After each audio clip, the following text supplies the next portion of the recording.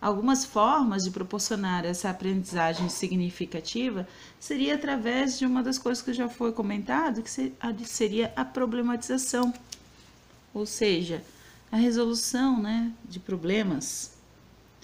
Essa problematização, ela pode ser feita através de problemas simplesmente, que podem ser situações ou práticas, ou seja, situações reais, né, coisas relacionadas ao cotidiano ou alguma situação já vista, que pode ser trazida inclusive pelo próprio aluno, ou uma situação que seja imaginária, ou seja, uma questão que foi inventada, mas que tem a ver, né? Tem alguma conexão com o conteúdo e seja interessante para o aluno problematizar, para ele pensar e refletir sobre o assunto. Sempre quando eu falo de problemas, eu lembro muito da minha prática diária, né? Eu, como professora de matemática, trabalho com problemas constantemente. E eu acho muito interessante trabalhar com problemas, porque os problemas, eles desenvolvem várias habilidades dos alunos. Além da própria leitura, né? Porque não é só saber ler, você tem que ler e interpretar. Você tem a coleta de dados, né? O que o problema fornece, o que é interessante ali naquele problema. Também tem a questão do desenvolvimento, né, como a interpretação, como a gente já falou, a leitura, o desenvolvimento de estratégias, porque quando você coleta os dados, pensa no que o problema fornece, também na leitura você vai ver o que o problema pede. Como é que você vai resolver então esse problema? Que estratégias você deve utilizar para resolver esse problema? Então, esse desenvolvimento de estratégias para resolver o problema é muito interessante, né? Isso dá para ser feito de várias formas, dá para ser trabalhado também de diferentes formas. A resolução de um problema, por exemplo, na matemática, pode ser resolvida através de um teatro, pode ser também resolvida através de uma discussão em grupo, muito legal, principalmente quando a gente trabalha com lógicas, né? Tem toda essa coisa do desenvolvimento de estratégias. Nossa, isso é muito interessante. E o legal é que quando você trabalha o mesmo problema em diferentes grupos, você também vai observar que as estratégias são diferenciadas, que um grupo pensa diferente do outro. E o mesmo problema pode ser resolvido de diferentes formas e pode ter soluções diversificadas também, dependendo do caso, principalmente se nesse caso não tiver a ver com matemática. Então é interessante você também proporcionar a socialização dessas coisas, dessas resoluções, que os alunos apresentem as suas estratégias para ser discutidas em sala de aula, para que que os outros observem que pode ter uma outra forma de solucionar. Isso, inclusive, na matemática. Você pode ter várias resoluções diferentes, maneiras diferentes de pensar, estratégias diversificadas que podem estar sendo apresentadas para os alunos, os colegas registrarem, né? É muito interessante, porque às vezes a gente observa, inclusive, que pode ser resolvido o problema de uma forma mais fácil do que a gente imaginava. Isso tudo gera um protagonismo enorme, né? É muito interessante. Então, trabalhar com problemas, com certeza, é uma das minhas formas preferidas. Bom, e existe toda uma aprendizagem baseada em problemas, né? Essa sigla que se usa muito, principalmente na internet, que é a ABP, aprendizagem baseada em problemas. Isso é uma forma de desenvolver múltiplas aprendizagens, onde o professor ele faz uma tarefa de ser mediador, né? O professor não é interessante na resolução dos problemas que ele chegue lá na frente do quadro e simplesmente resolva. Você nunca deve começar assim, você trazer um problema para a sala de aula e simplesmente ler para os seus alunos e depois resolver no quadro. Eles têm que pensar antes como resolver isso. Então, se você não quer fazer alguma coisa que eles levem para casa e pensem e depois tragam a discussão, você pode fazer a própria discussão em sala de aula.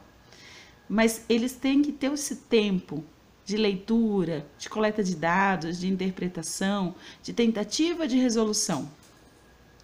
Isso é importante, até para o amadurecimento cerebral dos alunos.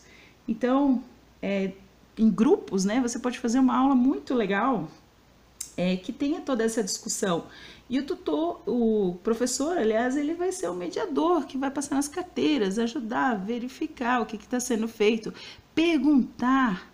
Eu até me lembro que de um professor que uma vez falou para mim que a gente sempre responde uma pergunta com outra pergunta, porque nada de dar a resposta. Né? Dar a resposta é a pior coisa. O aluno não pensa. Então, tem que deixar com que ele reflita. A gente tem que dar essa liberdade para ele, para que ele possa amadurecer. Então, se ele refletir e chegar a uma conclusão mesmo que não seja correta, depois você trabalhar com ele esse erro e ele aprender com ele, é muito mais válido. Mas ele tem que pensar sobre o assunto, ele tem que pensar sobre o problema. Então, inclusive assim, existe essa aprendizagem baseada em problemas, essa técnica que é utilizada, que seria trabalhar justamente com um grupo de alunos e um professor. O professor, então, seria o mediador, como já foi falado, né? E o grupo de alunos, bom, nesse caso, né, não pode ser um grupo muito grande, porque não seria interessante. Mas esse grupo de alunos, um aluno seria escolhido como um coordenador do grupo. E outro como secretário. Então, cada um teria uma função diferente aqui, né? O professor seria o mediador, teremos o coordenador e o secretário.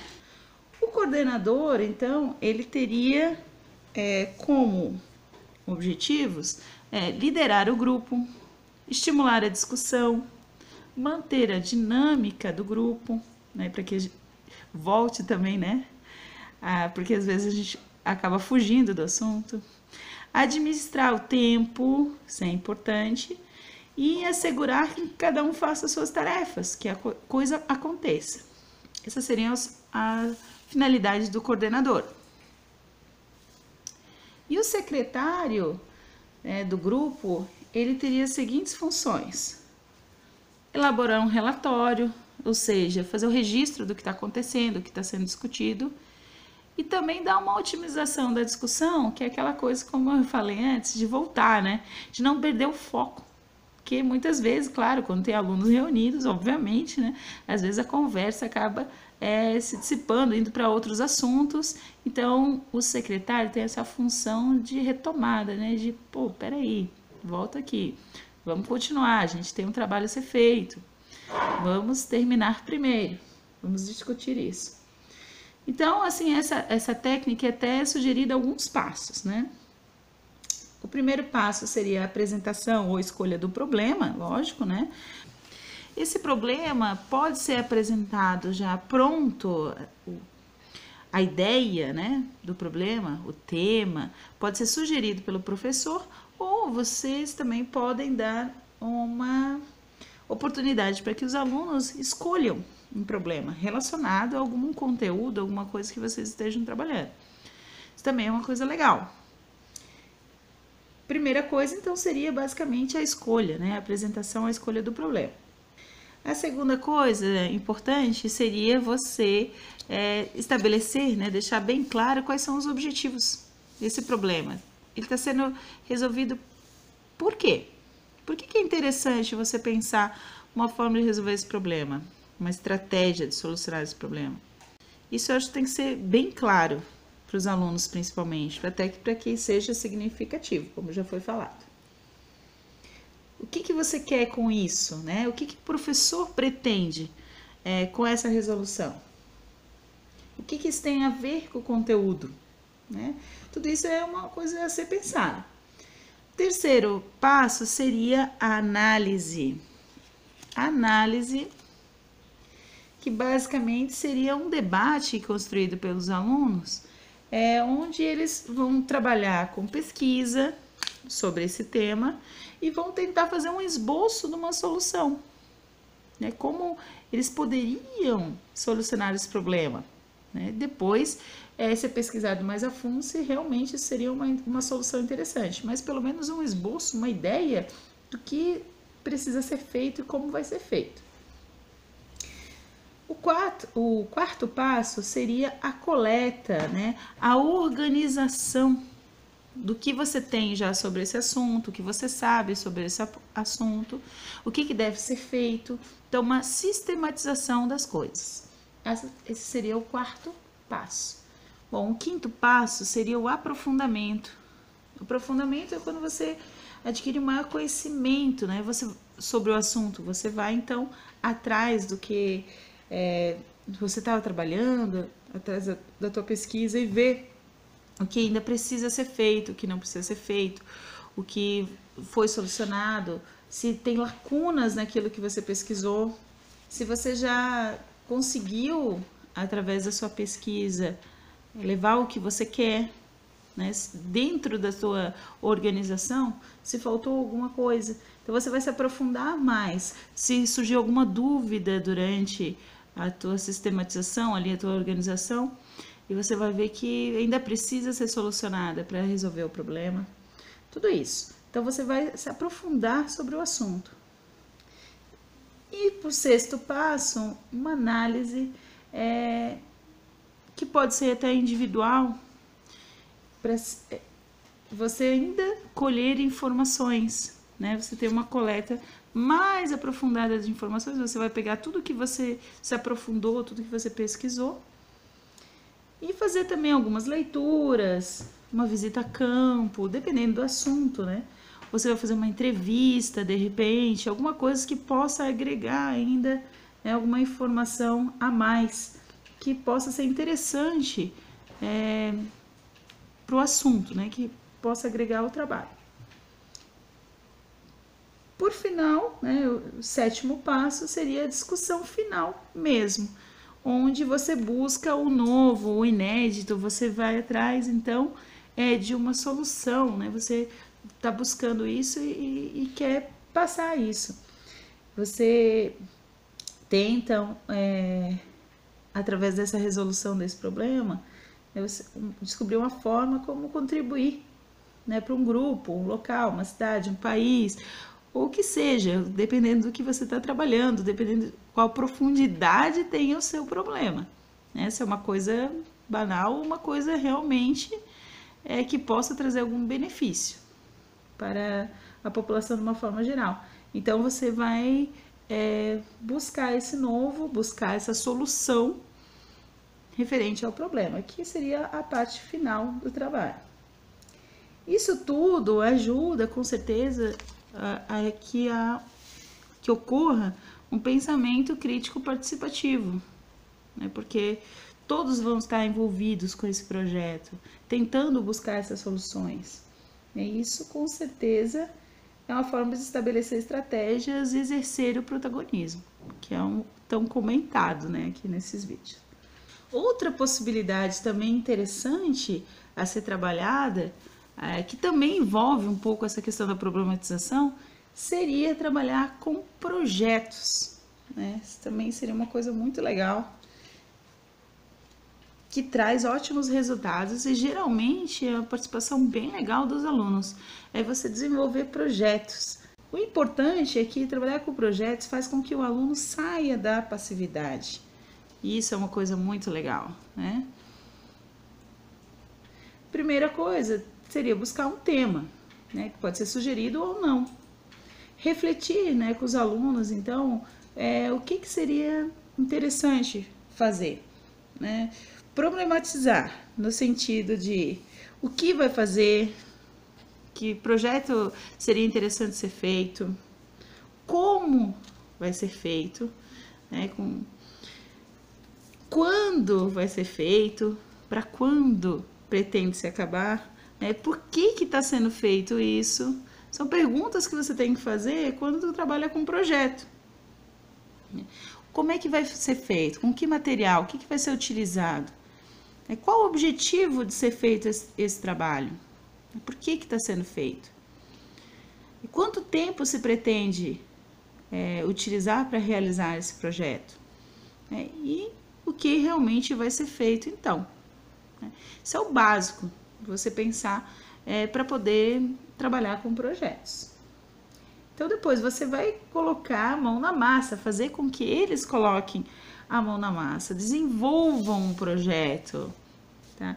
Desenvolvimento do projeto é o mais legal. Depois de estabelecidos os objetivos, então, a ideia, o que você vai fazer com eles, quais são os seus critérios de avaliação, o que você pretende desenvolver, o desenvolvimento é a parte mais legal, que eles curtem mais, que é colocar a mão na massa mesmo, fazer isso, fazê-los pesquisar, concretizar, decidir o que vai ser feito, como vai ser feito, é muito legal.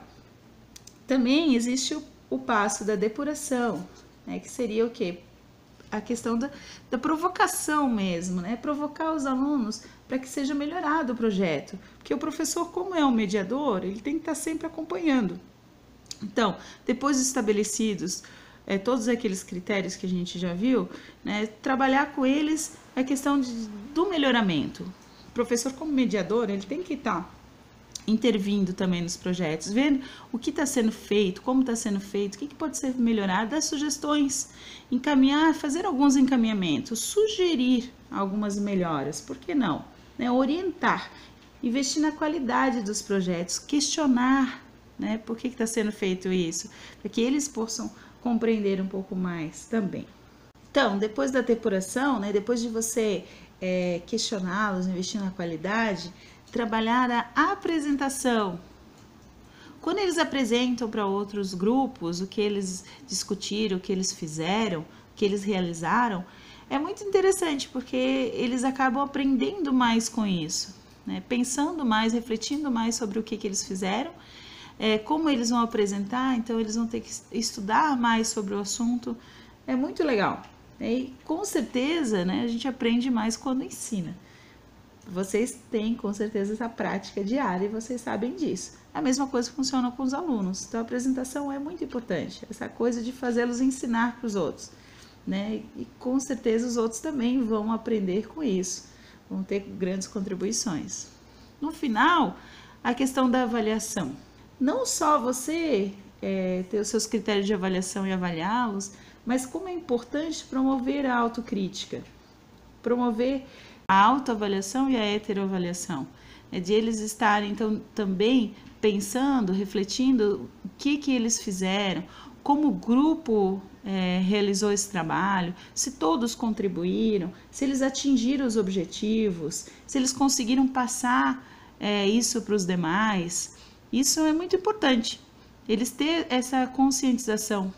Isso com certeza vai contribuir de forma que eles também melhorem nos próximos trabalhos, nos próximos projetos. Porque essa reflexão que eles vão estar fazendo vai ser importante para isso. Eles vão então conseguir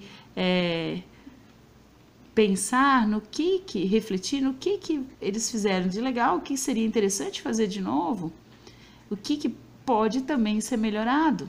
E essa autorreflexão pode ser feita até por base de um questionário, alguma coisa que vocês passam para os alunos, e com que eles, então, respondendo, eles vão lá refletindo e realmente promovendo uma autocrítica. Mas então, o que são, né, essas tais de metodologias ativas, né? Metodologias ativas. Falamos tanto, eu falei tanto, sobre vários assuntos, e tudo isso que a gente viu é metodologia ativa.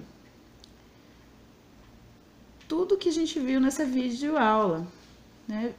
Metodologia ativa é aprendizagem significativa, é trabalhar com o concreto, é problematizar, é trabalhar com a interatividade, é estabelecer hipóteses, né? É encontrar soluções, é tornar o aluno protagonista de uma forma prática, é ter o prazer de aprender. tudo que a gente viu, seja através da resolução de problemas, seja através dos projetos, a cidade educadora, as situações práticas, o protagonismo, tudo tem a ver com as metodologias ativas. E esse era o tema, então, do que a gente quer numa escola hoje em dia, né? E a diferença, às vezes, do que a gente tem e o que a gente quer como educador. Fazer com que o aluno tenha prazer de aprender. Espero que vocês tenham gostado e aproveitado bem essa videoaula. Agora é com você, professor. Bom trabalho!